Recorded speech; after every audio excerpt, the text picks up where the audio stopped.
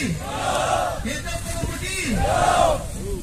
Persoalan selanjutnya, persoalan apa? Enggak.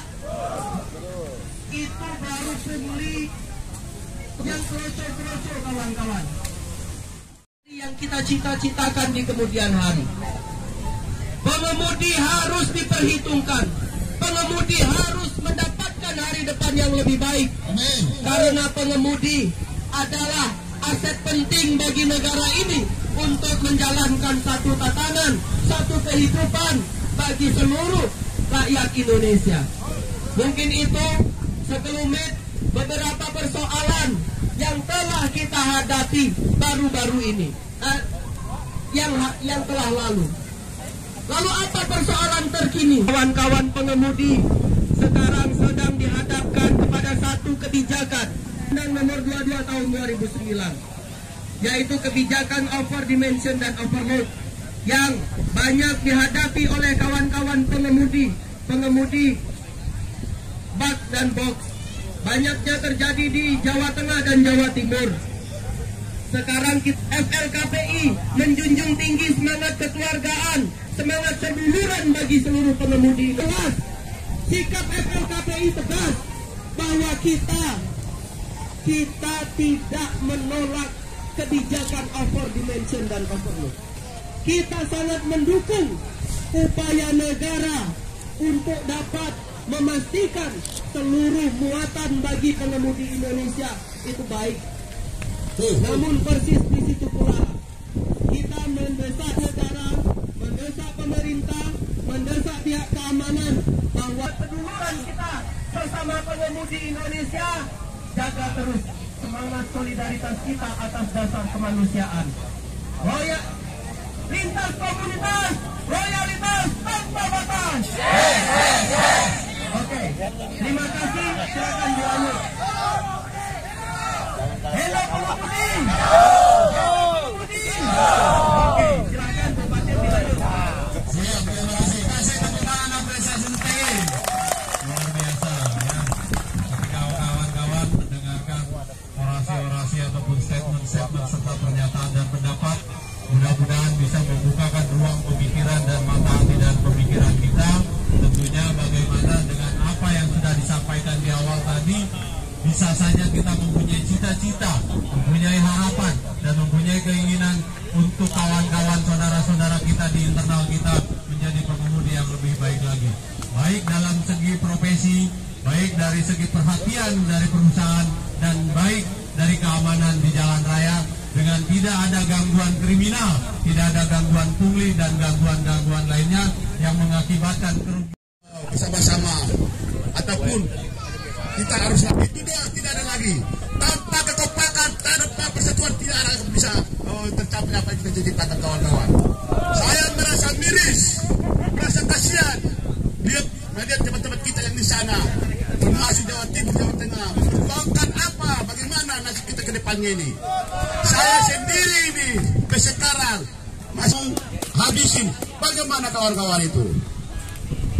Kalau kita tidak ada persatuan, kapan kita bisa dihargai oleh bapak-bapak kita yang terhormat di sana? Kalau kita bersatu, kawan-kawan, seperti kata Bu apa tadi, Mas Bire, kita taruh mobil di mana-mana. Apa yang kita inginkan pasti dituruti.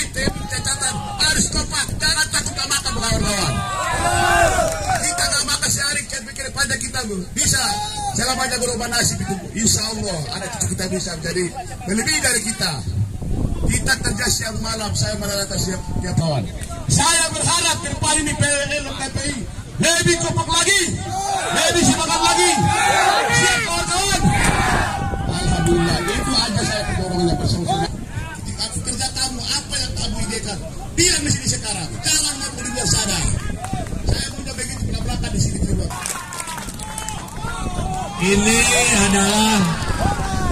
Ini adalah sebuah tanda, sebuah isyarat buat kita semua, khususnya kaum muda pengemudi Indonesia lintas komunitas, bahwa usia tidak mengendurkan sebuah semangat. Setuju?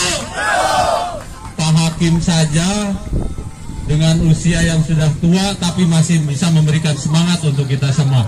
Lalu pertanyaannya, yang muda-muda seperti apa nih dan bagaimana? Yang muda semangat. Jangan salahin yang tua. Kalau yang mudanya lintas komunitas, loyalitas tanpa batas. Ini ramai sekali hari ini, kawan-kawan dari berbagai macam komunitas. Barusan ada kawan dari Jawa Tengah, SP Apabi. Ada yang dari Lampung, mana yang dari Lampung? Ada kemarin konfirmasi yang dari Lampung mau hadir katanya.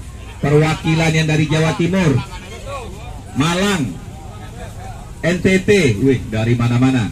Semoga agenda ini nanti bisa menghasilkan satu hal yang positif bagi kita. Pertama saya mau menjelaskan ini ada hadir pada hari ini, duduk bersama dengan kita lesehan. Ini Direktur Lalu Lintas Polda Metro Jaya, Bapak Sambodo.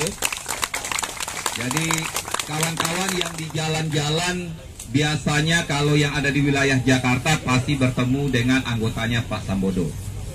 Kedua ada saudara saya, adik saya Raditya. Dia dari Mabes Polri, Kombes Raditya. Dan untuk kawan-kawan ketahui, beliaulah yang berjasa waktu pembebasan sopir yang ada di Medan pada waktu itu. Ingat kawan kita yang ditahan di Medan?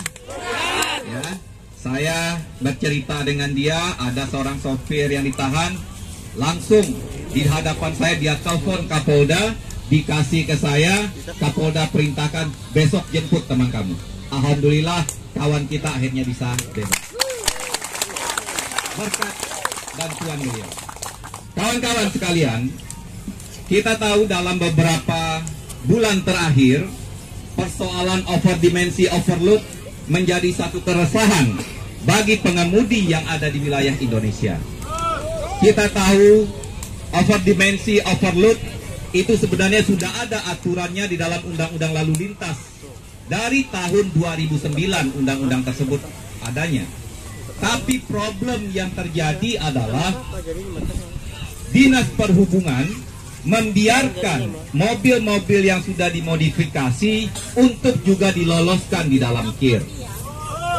Tapi setelah 14 tahun, 13 tahun berjalan, di mana sudah ribuan mobil yang sudah dimodifikasi, sekarang dia mau menegakkan aturan. Di satu sisi, pabrik-pabrik yang memproduksi karoseri juga sudah membuat keluaran buntut yang juga sudah dimodifikasi dari pabriknya. Nah, sehingga ini menimbulkan satu keruwetan, satu persoalan baru yang mengakibatkan terjadinya gejolak di wilayah Jawa Timur, Jawa Tengah, Lampung, dan rencananya di Jakarta. Tapi kita nanti bisa lihat ke depan seperti apa. Karena kemarin ada video yang beredar yang di-share oleh Pak Zarkasi, ada kawan yang men-share mobil yang dipotong buntutnya. Nah, nanti kita akan tanyakan aturan-aturannya seperti apa. Apakah boleh nangkep mobil meskipun dia salah, satu truk yang panjang itu di pinggir jalan langsung dipotong. Nanti kita akan tanyakan, itu boleh apa enggak sih hal-hal kayak gitu.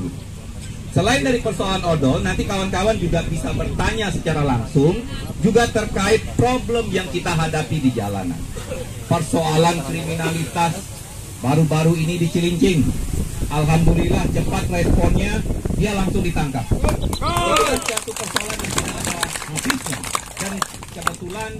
Dan kebetulan hari ini ada kawan-kawan dari pihak kepolisian, kawan-kawan bisa nanti berdialog secara langsung. Yang ketiga, yang juga menjadi keluhan bagi banyak sopir adalah pungutan-pungutan liar.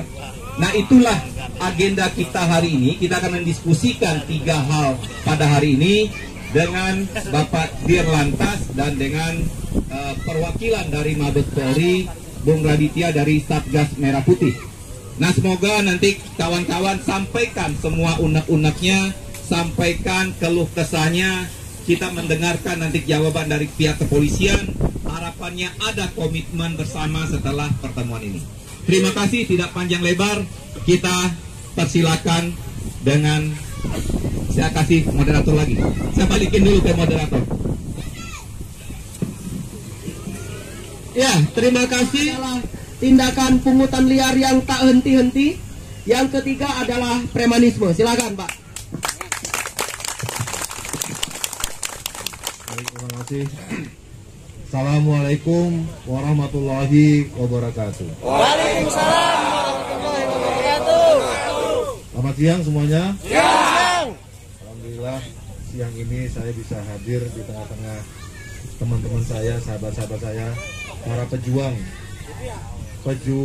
perut, pejuang rupiah, karena para pahlawan keluarga, karena Bapak ini adalah para pahlawan di keluarganya masing-masing.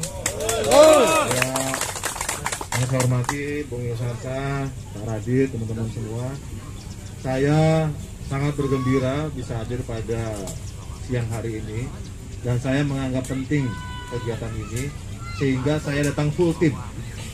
Saya datang full tim ke tempat ini. Saya bawa seluruh pejabat di Telantas Polda Metro Jaya. Terima kasih, Pak. Saya bawa wadir saya, Pak Rusdi. Ya. Kemudian ada Pak Tikno. Pak Tikno sini maju. Nah, ini komandan PJR. Jadi biar komandannya dengar. Siap. Saya masuk suka pungli.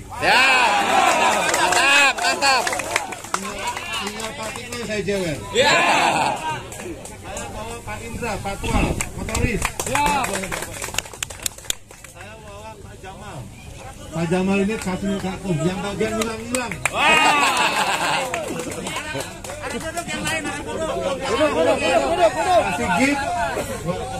Ini bagian Dikmas Lantas. Jadi kalau mau kerjasama pendidikan, penerangan dan undang-undang, ada Pak Samakun yang dijaga jalur protokol, ada yang punya lokasi Kasar Lantas Jakarta Utara, Pak Gusti.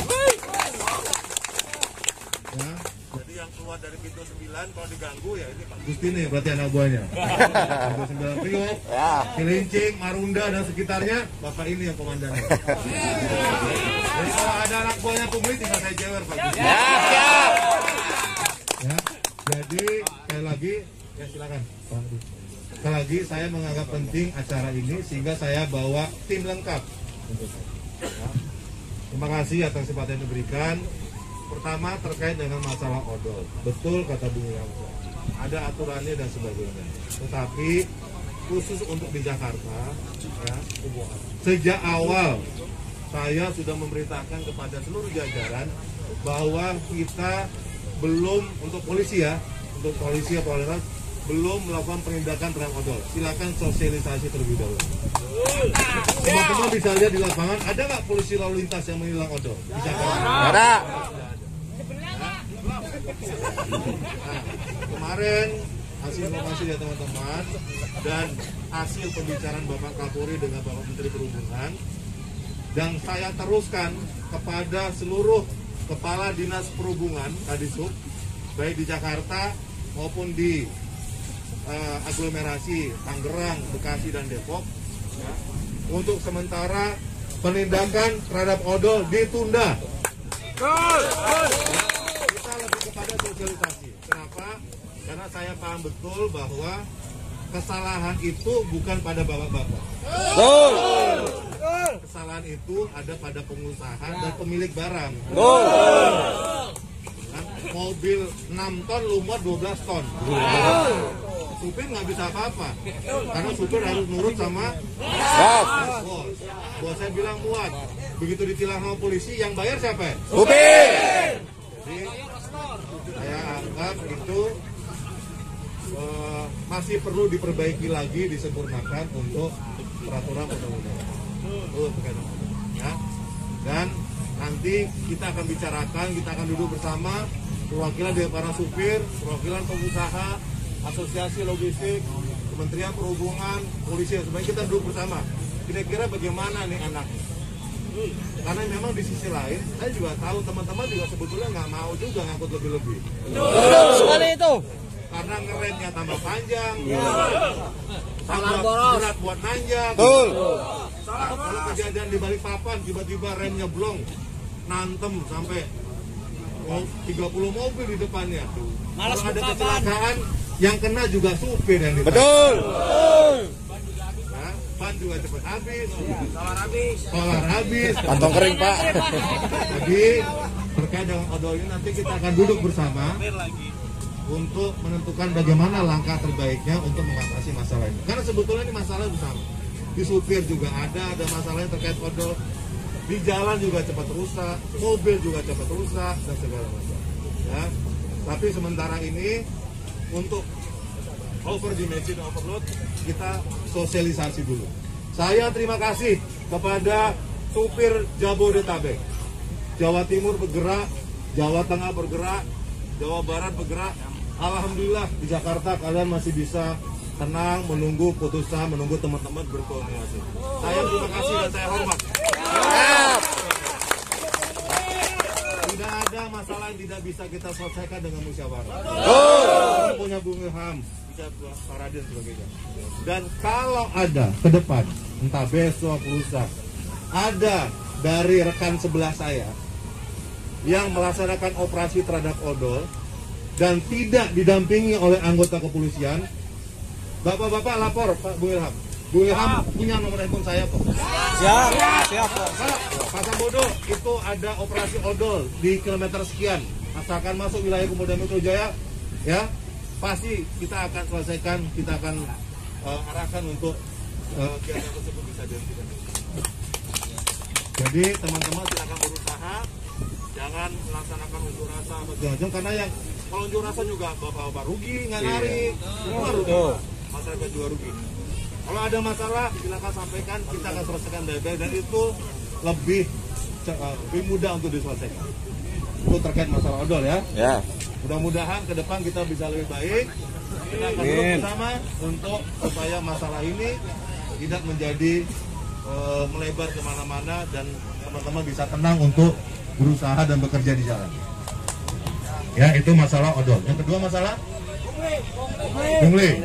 Nah, mana Pak Tikno?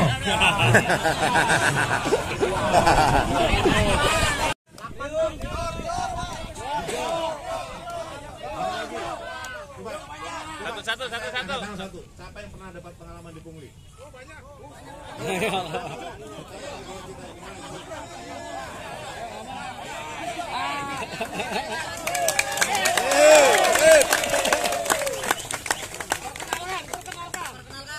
Assalamualaikum warahmatullahi wabarakatuh. Waalaikumsalam warahmatullahi wabarakatuh. Perkenalkan, nama saya Modi dari komunitas BPC Jakarta Raya. Saya membawa pit apa? Orang mana? Murah Baru. Bawa ikan sehari-hari. Tapi saya ngirim ke daerah kemana-mana gitu. Pick up. Setelah mau naik tol Gedong Panjang, itu pasti saya sudah dicegat. Jadi base camp di situ, jadi base camp. Itu Panjang jadi base camp situ. dan semua anggota saya. Jadi base camp. Terus sesudah di Gedong Panjang, depan lagi Ancol, diberhentikan lagi. Kemayoran. Kali berhenti berapa? 20.000. Saya terus terang Pak ini Pak ya. Saya nggak menutupi ya. Terus di Ancol itu udah kena, di Tanjung Priuk kena lagi Pak. Dulu di Cempaka Putih. Berapa? Kalau saya nggak berhenti, dikejar Pak. Langsung di Potong. oh lebih mahal lagi. Itu pun susah namanya Pak.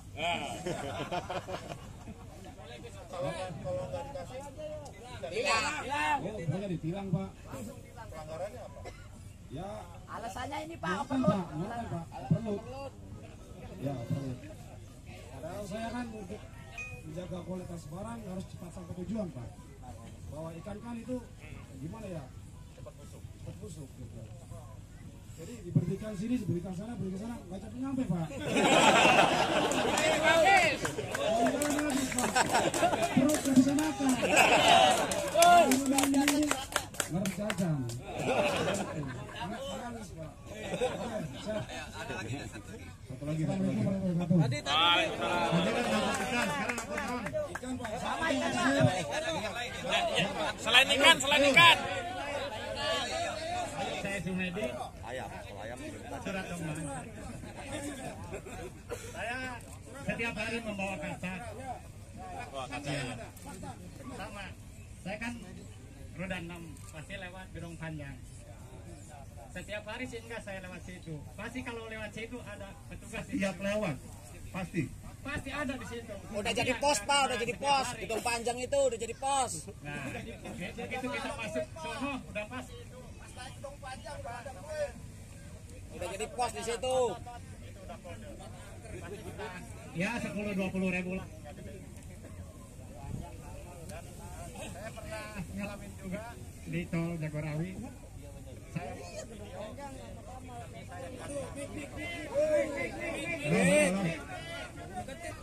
Saya dari perkumpulan sopir trailer Tanjung Priok.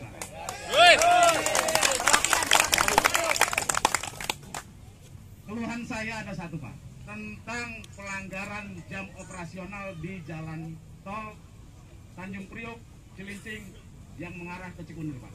Betul. Itu selalu tiap pagi kita jadi mangsa Pak. 20.000 Pak. Yang anehnya, kenapa kalau memang itu dilarang di jam operasional tertentu dari jam 6 sampai jam 9, kenapa nggak ditutup di pintu tolnya Pak? Kita dilarang masuk. Jangan jadi jebakan setelah kita masuk, tapi dimintain uang Pak. Iya saya itu karena tahu saya setiap kali ngasih 20.000 lolos, seharusnya kan kalau memang itu aturan ditilang harusnya Pak. Betul. Yang menjadi efek jerah ke perusahaan saya pun bahwa jam segitu memang tidak boleh melintas. Betul. Jadi jangan hanya penindakan seperti itu yang tidak menjadi efek jerah atau menjadi apa ya bahan-bahan yang pelanggaran gitu Pak. Jadi lebih baik ditilang daripada bayar 20.000. Lebih baik ditilang Pak. Karena apa? Kalau ditilang uang pribadi akan membangun sebuah negara atau kalau ditilang itu maksudnya kantong. Itu maksudnya kunjit Pak. Jadi maksud saya adanya itu apa jam-jaman waktu itu sebenarnya waktu dulu kita dapat sosialisasi karena ada proyek tol Jalan Layang Cikampek. Tapi faktanya sampai sekarang masih berjalan. Betul. Dan anehnya itu hanya untuk cari duit Pak, bukan untuk penilangan ataupun pelaksanaan tugas yang benar. Mungkin itu aja Pak. Terima kasih. bagus.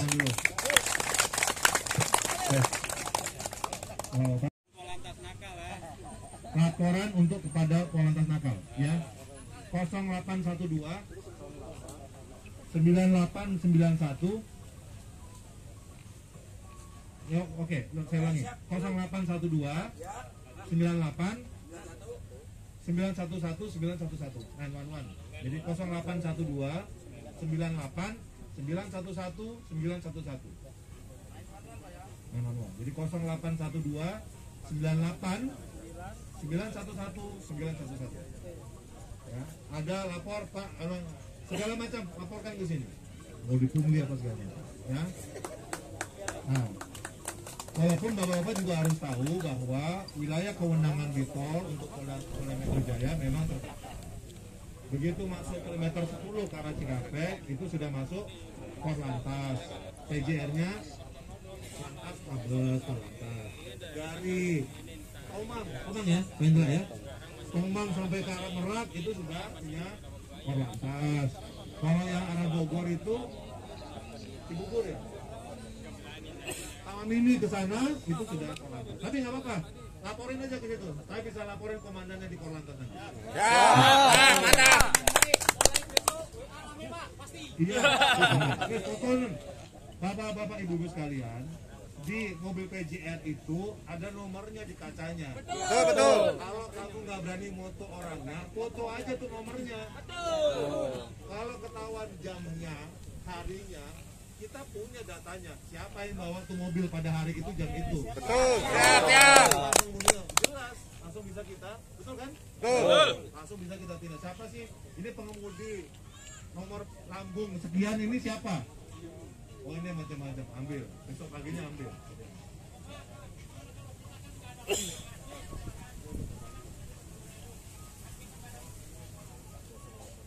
Foto aja Pak ininya. Foto ininya. Foto mobilnya. Hah?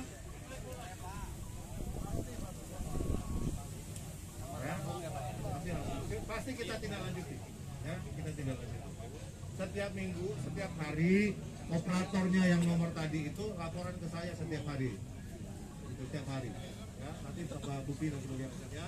Nanti mudah-mudahan itu menjadi tempat untuk teman-teman bisa melaporkan seandainya ada anggota saya yang masih coba-coba pungli di jalan.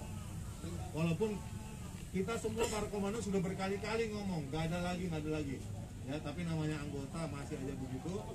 Kalau ada lagi, karena saya sudah janji teman-teman tidak ada lagi, kita akan tindak keras terhadap anggota-anggota yang seperti itu. Terima kasih banyak, Mas. Itu yang kedua terkait masalah pungli. Yang ketiga terkait masalah keamanan di jalan. Ya. Memang kalau kayak bajing loncat, premanisme dan sebagainya ini kucing-kucingan. Polisi ada hilang, polisi nggak ada. Oh, betul. Masalahnya polisi lebih banyak nggak adanya daripada adanya. Ya.